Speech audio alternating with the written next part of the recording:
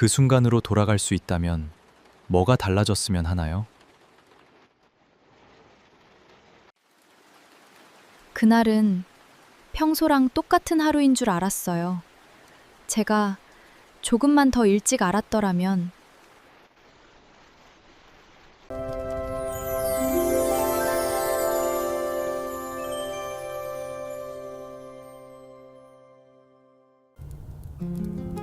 다시 찾아와 주셔서 고맙습니다. 스튜디오 곡 마음 정류장 두 번째 이야기입니다. 앞으로 들려드리게 될 내용들은 실화를 바탕으로 재구성한 이야기이며 여러분의 소중한 사연이 작품으로 탄생하게 됩니다. 사연 보내주실 곳은 영상 아래 더보기를 눌러보시거나 영상 끝부분에 안내되어 있으니 사연 보내시고 작품으로 따뜻한 위로와 힘을 받으셨으면 좋겠습니다. 지난 이야기에서 모든 연락을 끊고 홀로 교실에 남은 윤지수 선생님의 눈앞에 지도에도 없던 회색 건물 꼭대기층에 불빛 하나가 켜졌습니다. 늘 비어있던 그 자리에 오늘 밤만큼은 따뜻한 빛이 그녀를 기다리고 있었죠. 이제 그 불빛을 향해 내딛는 한 걸음에서 이야기를 이어가려 합니다. 한 사람의 무너진 마음이 어떻게 다시 차오르는지, 그리고 그 곁을 지킨 사람들의 손길이 어떤 기적 아닌 기적을 만드는지 편안히 기대어 끝까지 함께 해주세요. 그리고 시작하기 전에 구독과 좋아요, 알림 설정은 콘텐츠 제작에 큰 힘이 됩니다. 이어지는 이야기 다시 마음 정류장 시작합니다.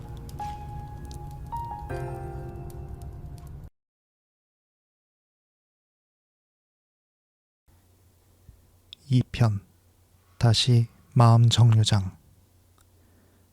발걸음은 거의 그녀의 의지가 아니었다. 윤지수는 우산도 없이 빗속을 걸어 골목 안으로 들어섰다. 회색 건물 앞에는 작은 화분이 하나 놓여 있었고 그 안에는 잎 하나 없는 마른 나무가 서 있었다. 1층은 세탁소, 2층은 영어학원, 3층은 커튼이 쳐진 정체 모를 회사였다. 그리고 가장 위층, 낡은 계단을 한 칸씩 올라 마지막 층에 다다르자 작은 간판이 보였다. 페이즈 정신건강의학과 의원. 그녀는 이 건물을, 이 병원을 단 한 번도 본 적이 없었다.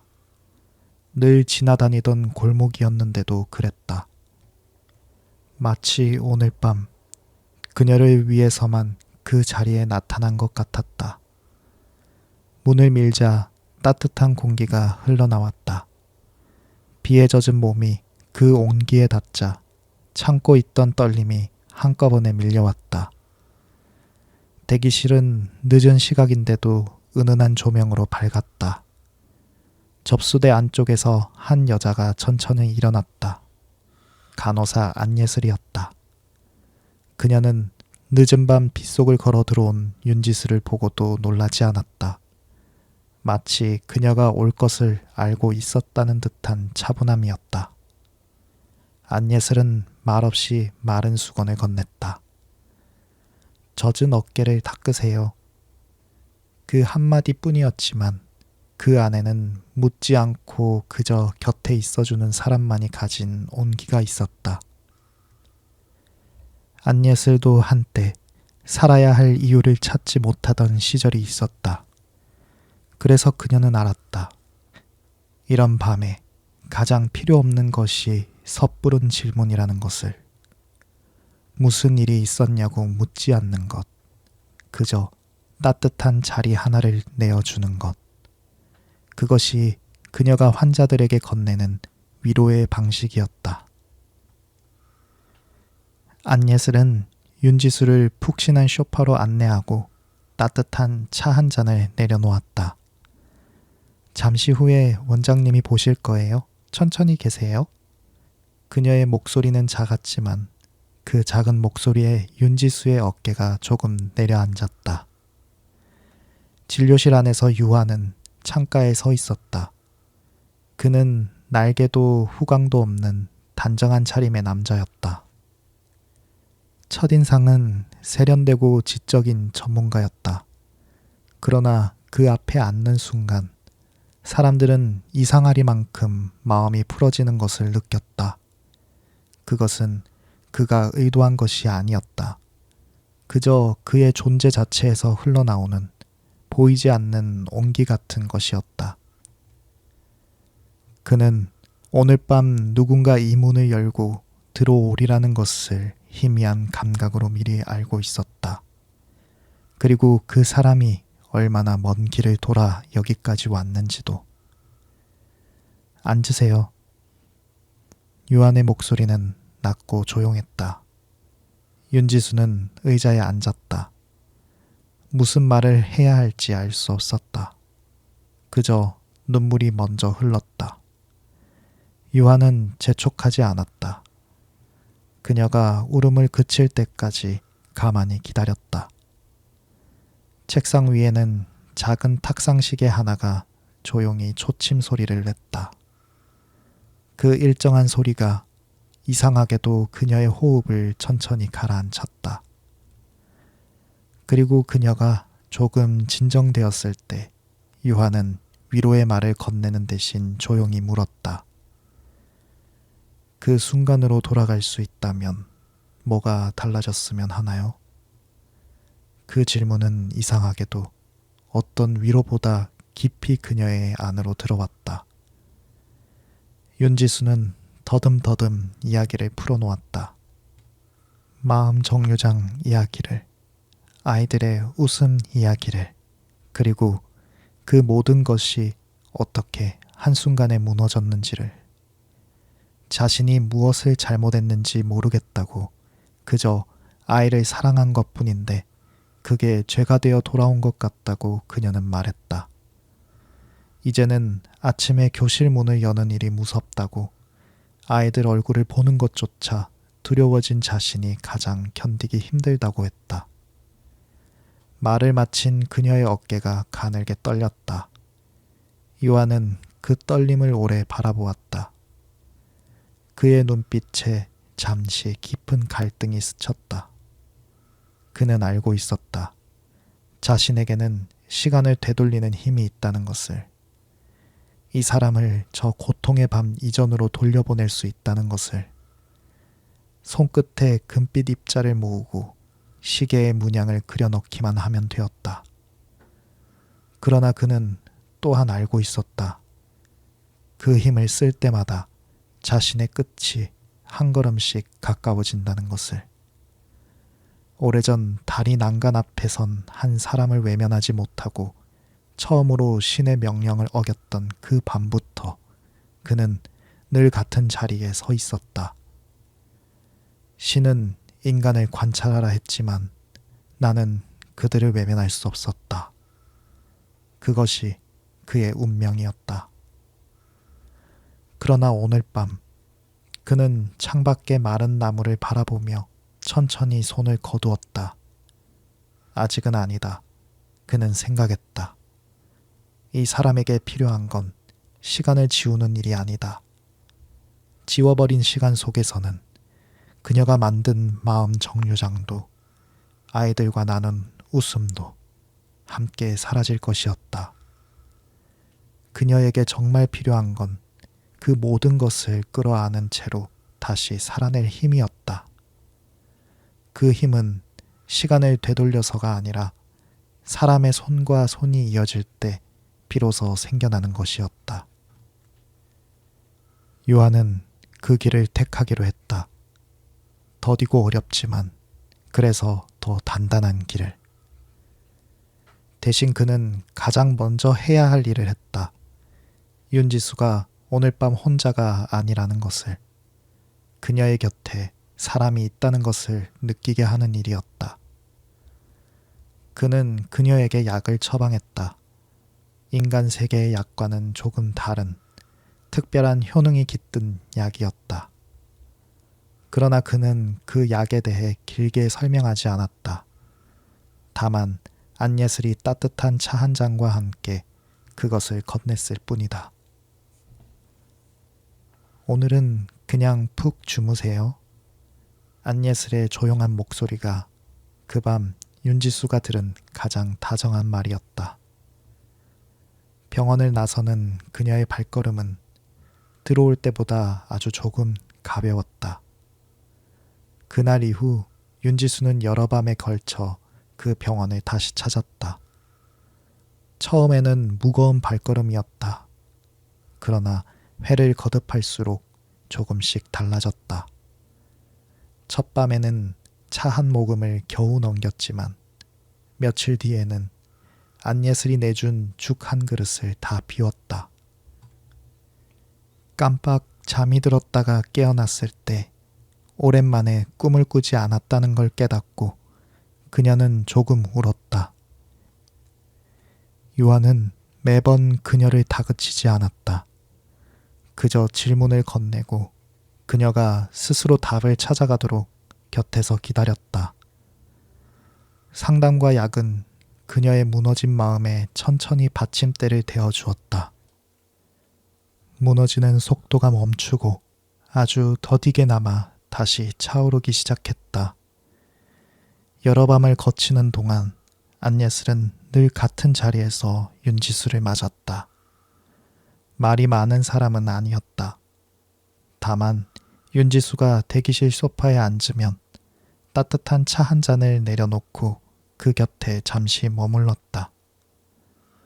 어느 날 윤지수의 시선이 접수대 옆에 놓인 낡은 토끼 인형에 닿았다. 저거 누가 두고 간 건가요? 안예슬은 옅게 웃었다. 오래전에 제가 둔 거예요. 혼자 있는 밤에 저 아이가 생각보다 큰 위로가 되더라고요. 그 짧은 말에 윤지수는 자신이 만든 마음 정류장의 인형들을 떠올렸다. 누군가의 외로운 밤을 지켜주는 인형. 그러고는 아주 오랜만에 누구를 위해서가 아니라 자신을 위해 옅게 웃었다. 유한의 또 다른 일상은 대학 강의실에 있었다. 서한의과대학의 김규진 교수는 학생 시절부터 그의 통찰을 높이사 그를 겸임교수로 불러들인 사람이었다. 두 사람은 강의가 있는 날이면 연구실에서 차를 나누며 이런저런 이야기를 했다. 김 교수는 유한의 진짜 정체를 알지 못했다. 다만 이 후배에게는 사람의 마음을 들여다보는 남다른 눈이 있다고 믿었고 그 순수한 신뢰가 유한에게는 인간 세계에 잠시 머무는 동안의 작은 위안이었다. 자네 같은 사람이 한 명만 더 있어도 세상이 조금은 나을 텐데. 김규진의 그 말에 유한은 그저 조용히 차를 들이킬 뿐이었다. 강의를 마치고 나오는 길목에서는 강다정이 그를 기다리고 있었다. 의대 2학년인 그녀는 유한의 강의에 반해 정신건강의학과를 마음에 둔 학생이었다. 교수님은 화도 안 나세요? 어떻게 매번 그렇게 차분하세요? 오늘은 또 어떤 엉뚱한 질문일까 싶어 유한은 옅게 웃었다. 강다정은 유한의 정체를 알지 못했다. 그에게 천사의 비밀이 있다는 것도, 도시 한구석에 보이지 않는 병원이 있다는 것도 알 리 없었다. 다만 약자를 그냥 지나치지 못하는 그녀의 따뜻한 마음씨를 유한은 일찍이 알아보았고, 그래서 바깥 일에 손이 필요할 때면 가끔 그녀를 조용히 불러내곤 했다. 강다정의 엉뚱함은 무거운 날들 사이에 트이는 작은 숨구멍 같은 것이었다. 마음이 차오르는 동안 바깥에서는 다른 사람들이 움직이고 있었다. 마음의 회복만으로는 풀리지 않는 외부의 문제가 남아 있었기 때문이다. 악성민원과 신고의 그림자, 그것은 윤지수 혼자 감당할 수 있는 일이 아니었다. 공정하는 그 일을 책임있게 풀어내기로 했다. 그는 먼저 후배이자 직급은 높은 이준호 기자에게 점심을 청했다. 국밥집에서 마주 앉은 이준호는 숟가락을 들기도 전에 한숨부터 쉬었다. 형, 또 뭐 부탁할 거 있어서 부른 거지? 공정아는 멋쩍게 웃었다. 밥은 내가 살게. 공정아는 차분히 사정을 설명했다. 이준호는 경찰과 교육청을 출입하는 기자였다. 그는 마지못한 척하면서도 사건의 경위와 관련 기관의 움직임을 하나씩 짚어주었다. 형은 진짜 돈 안 되는 일만 골라서 한다니까. 그렇게 핀잔을 주면서도 그는 필요한 정보를 빼놓지 않고 알려주었다. 마지막엔 깍두기 국물까지 떠넣으며 한마디를 못했다. 근데 형, 이런 거 누가 안 하면 진짜 아무도 안 하긴 하지. 공정아는 그 말에 그저 고개를 끄덕였다. 그는 그 정보를 바탕으로 한 교사의 사연이 아니라 교권이 무너진 현실 전체를 짚는 기사를 준비했다. 특정한 누구를 비난하기 위함이 아니었다. 같은 일이 되풀이되지 않게 하기 위함이었다. 진선미는 진선미대로 분주했다. 그녀는 며칠 밤을 들여 찾아낸 자료들을 정리해 다시 고미림 팀장 앞에 섰다. 이번에는 결재판이 한결 두툼했다. 교사 심리 지원 연계 제도, 교권 보호를 위한 행정 절차, 그리고 악성 민원에 공동으로 대응할 수 있는 창구까지. 빠진 곳을 메우고 또 메운 서류였다. 고미림은 한참 서류를 들여다보더니 작게 한숨을 쉬었다. 오지랖도 일을 이렇게 야무지게 하면 봐줄 만하네. 그것은 그녀가 건넬 수 있는 최고의 칭찬이었다. 진선미는 속으로 작게 주먹을 쥐었다. 그날 저녁, 진선미는 오랜만에 친구를 만나 카페에 앉았다. 친구는 요즘 왜 이렇게 얼굴 보기 힘드냐고 투덜댔다. 진선미는 가볍게 웃으며 답했다. 미안, 요즘 좀 바쁜 일이 있어서. 무슨 일인지 다 말할 수는 없었다. 다만 식어가는 커피잔을 두 손으로 감싸시며 그녀는 생각했다. 어딘가에서 한 사람이 다시 웃을 수 있다면 이 정도 바쁜 건 아무것도 아니라고. 창밖으로 봄밤의 거리가 환하게 빛나고 있었다. 서희준의 채널도 움직였다. 그는 윤지수의 이야기를 직접 다루지는 않았다. 그건 그녀의 상처를 다시 헤집는 일이 될 수 있었기 때문이다. 대신 그는 한 영상에서 아이들을 사랑한 교사들의 보이지 않는 하루를 조용히 이야기했다. 촬영을 마치고 편집을 하던 늦은 밤, 그는 여느 때처럼 편의점 앞에 앉아 삼각김밥을 베어 물었다. 우리가 학교 다닐 때 우리를 가장 오래 기다려준 어른은 누구였을까요? 그가 영상에 남긴 그 한마디에 댓글이 쏟아졌다. 자신을 붙잡아준 선생님을 떠올리는 사람들의 이야기가 줄을 이었다. 교사들을 향한 따뜻한 여론이 작은 물줄기처럼 모이기 시작했다. 세 갈래의 흐름이 한 곳으로 모였다. 공정안의 기사가 나가고 여론이 움직이고 제도가 가동되면서 그동안 한쪽으로만 기울어 있던 시선이 비로소 균형을 찾기 시작했다. 윤지수를 향했던 일방적인 의혹의 무게가 사실은 무엇이었는지 차분히 되짚어졌다. 거칠게 쏟아지던 민원의 실체가 드러나고 신고로 이어질 뻔했던 일은 끝내 무산되었다. 그녀를 벼랑으로 몰던 그림자가 여러 사람의 손길 속에서 조금씩 걷히고 있었다. 누구 하나 영웅처럼 나서지 않았는데도 작은 손들이 모이자 그토록 단단해 보이던 벽에 금이 갔다. 무엇보다 윤지수는 더 이상 혼자가 아니었다. 같은 학교의 동료 교사들이 그녀의 곁에 섰고 교육부와 구청이 그녀를 보호하는 절차를 마련했다. 한 사람이 감당하던 무게가 여럿이 나누어 드는 무게로 바뀌었다. 그것은 기적이 아니었다.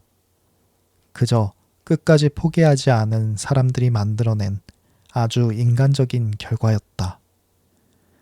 윤지수는 그 사실 앞에서 오래 울었다. 이번 눈물은 무너지는 눈물이 아니었다. 오래 막혀있던 무언가가 풀리며 흐르는 따뜻한 눈물이었다. 며칠 뒤 다시 찾아온 봄볕 좋은 오후였다. 하늘초의 교실 옆 마음 정류장에서는 익숙한 웃음소리가 흘러나왔다. 윤지수가 아이들과 함께 방석에 둘러앉아 있었다. 한 아이가 토끼 인형을 안고 그녀의 무릎에 기댔고 다른 아이는 삐뚤빼뚤한 글씨로 쓴 편지를 자랑스럽게 내밀었다. 선생님, 안 아파요? 한 아이가 묻자 윤지수는 천천히 고개를 끄덕였다. 응, 이제 안 아파. 선생님 여기 있잖아. 창으로 들어온 봄볕이 인형들 위로 부드럽게 내려앉았다. 그녀의 얼굴에는 오래 잃었던 빛이 돌아와 있었다. 그 모습을 멀리서 지켜보는 사람들이 있었다. 공정환과 서희준, 진선미는 운동장 담장 너머에 조용히 서 있었다. 누구도 안으로 들어가지 않았고 누구도 자신의 공을 말하지 않았다. 그들은 그저 한 사람이 다시 웃는 모습을 확인하고 말없이 돌아섰다. 화려한 영혼 같은 건 거기 없었다. 다만 기록하고 연결하고 끝까지 포기하지 않은 사람들이 있을 뿐이었다. 그것으로 충분했다. 진선미가 눈가를 살짝 훔치자 서희준이 못 본 척 하늘을 올려다보았다. 봄 하늘이 유난히 맑았다. 그날 밤 페이즈 정신건강의학과 의원의 창가에는 두 사람이 서 있었다. 유한은 찾아온 공정함과 나란히 도시의 불빛을 내려다보고 있었다. 안예슬이 차 두 잔을 가져와 곁에 놓았다. 잘 끝났네요. 공정한이 말했다. 유한은 옅게 웃을 뿐 대답하지 않았다. 한참 만에 그가 조용히 입을 열었다. 정한 씨, 언젠가 당신이 나를 기억하지 못하게 되는 날이 올지도 몰라요. 그 목소리에는 옅은 쓸쓸함이 배어 있었다. 공정한은 그 말의 무게를 다 알지는 못했다. 그러나 어쩐지 가슴 한구석이 서늘해지는 것을 느꼈다. 무슨 말씀이세요? 그가 묻자 요한은 다시 창밖으로 시선을 돌렸다. 아니에요. 그냥 오늘 같은 밤은 오래 기억해두고 싶어서요. 안예슬은 두 사람의 등 뒤에서 말없이 찻잔을 바라보았다. 그녀의 얼굴에도 어떤 예감이 옅은 그늘처럼 스쳤다. 그녀 역시 알고 있었다. 언젠가 원장이 이곳을 떠나는 날이 오면 그와 얽힌 모든 기억이 자신에게서도 지워지리라는 것을. 창밖의 불빛은 여전히 따뜻했고 비는 어느새 그쳐 있었다. 그러나 그 따뜻함이 영원하지 않을 수도 있다는 사실을 그날 밤 그 방의 공기만은 어렴풋이 알고 있는 듯했다. 누군가는 오늘도 한 입도 뜨지 못한 밥 앞에 홀로 앉아 있을 것이다.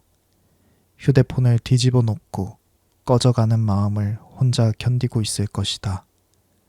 그러나 정말로 한계에 다다른 그 사람에게는 지도에도 없던 불빛 하나가 반드시 보일 것이다.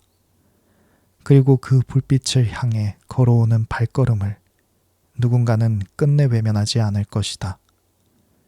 두 번째 기회는 늘 그렇게 거창한 기적이 아니라 사람과 사람 사이에서 조용히 이어진다.